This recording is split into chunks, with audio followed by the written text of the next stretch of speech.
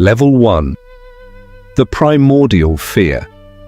Imagine a world with absolutely no artificial light, no street lamps, no glowing screens, no flashlights. When the sun dipped below the horizon, the world didn't just get dark, it vanished. For early humans, the night was a physical wall, a solid, suffocating barrier of blackness. But the dark wasn't empty, it was alive. While our eyes failed us, the eyes of the megafauna adjusted perfectly. Saber-toothed cats, cave hyenas, giant bears, they ruled the night. To them, a human lost in the pitch black wasn't a threat. We were a stationary target, an easy meal.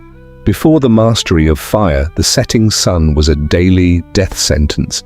Yet our ancestors didn't just hide and tremble. They stepped into the blackness, they moved, they hunted, they survived. How did a species built entirely for daylight conquer the absolute dark? The answer isn't hidden in technology, it is coded into your very survival instincts. Level 2, the forgotten senses. Before we had light to see, we had to learn how to see without light. The modern human relies almost 80% on vision. We are visually dominant. Visually spoiled, but pull away the light, and the brain undergoes a radical shift. It enters a state of hyper-awareness. In the deep, prehistoric night, the ears became the primary radar. The human ear can detect the slightest displacement of air. A snapping twig wasn't just noise, it was a directional coordinate. Our ancestors developed a form of acoustic mapping. They learned to listen to the bounce of sound, the way a voice echoed differently against a stone cliff versus a dense forest wall. They could hear the density of the brush ahead. They could sense the emptiness of a sudden drop-off. Next came the skin. The human body has millions of tiny hair follicles. Each one is a microscopic wind gauge. In total darkness, early humans tracked changes in barometric pressure and wind currents. A sudden chill meant an opening in the trees. A stagnant, warm draft meant the mouth of a cave. They felt the geography before they ever touched it. Level 3. The language of the feet. We wear thick rubber soles today.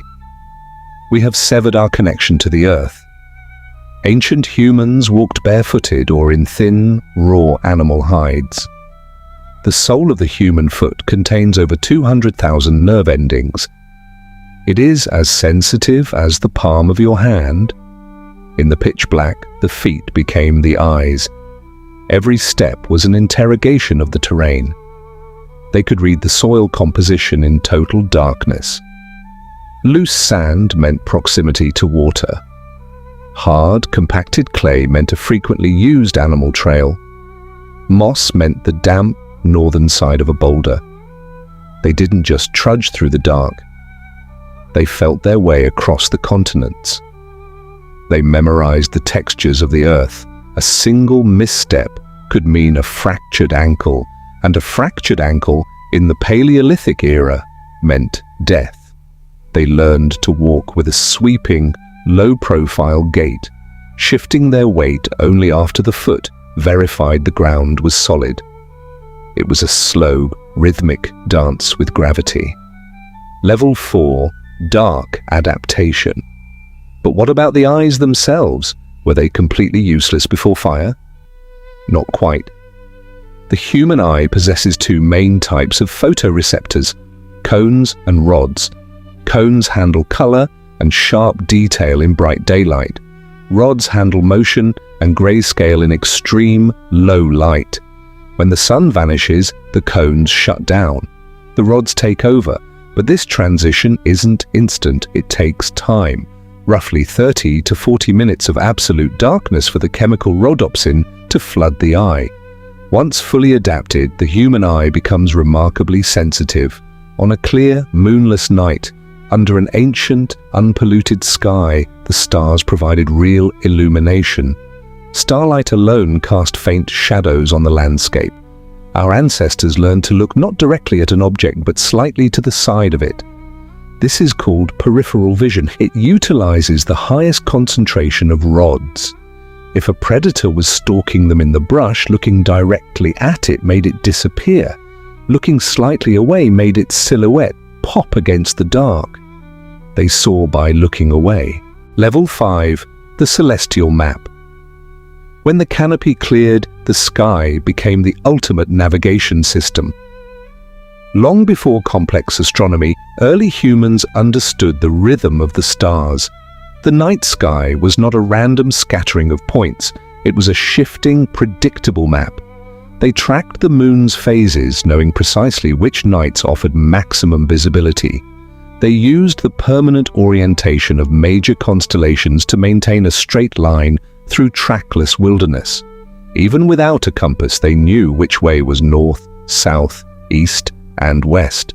The sky was their ceiling, and the stars were their landmarks. If a storm rolled in and blocked the stars, they stopped. Moving forward without a celestial guide was a gamble with mortality. They would huddle together, shoulder to shoulder, using collective body heat to survive the freeze. Waiting for the clouds to part. Waiting for the map to return. Level 6. The Mental Blueprint. The most powerful tool they possessed wasn't sensory, it was cognitive. Ancient humans had an extraordinary capacity for spatial memory. They didn't just look at a landscape during the day, they memorized it. They built highly detailed, three-dimensional mental blueprints of their territories, every protruding root, every sharp bend in the river, every boulder formation. When night fell, they retrieved these mental maps. They could navigate miles of treacherous terrain purely from memory. They calculated distances by the number of paces, 50 steps to the large oak, 100 paces to the narrow ravine. They moved through the dark by matching the real world to the world inside their heads. It required absolute focus. One lapse in concentration, and the mental map shattered. Level 7. The Social Shield. No human survived the ancient dark alone. Solitude in the prehistoric night was fatal.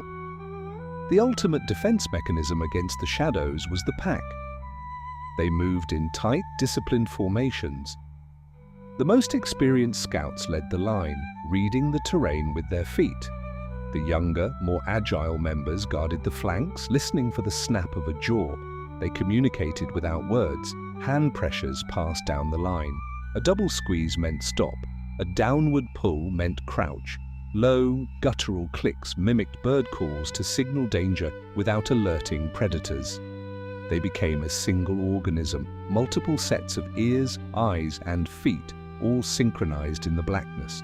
If a predator attacked, they didn't scatter.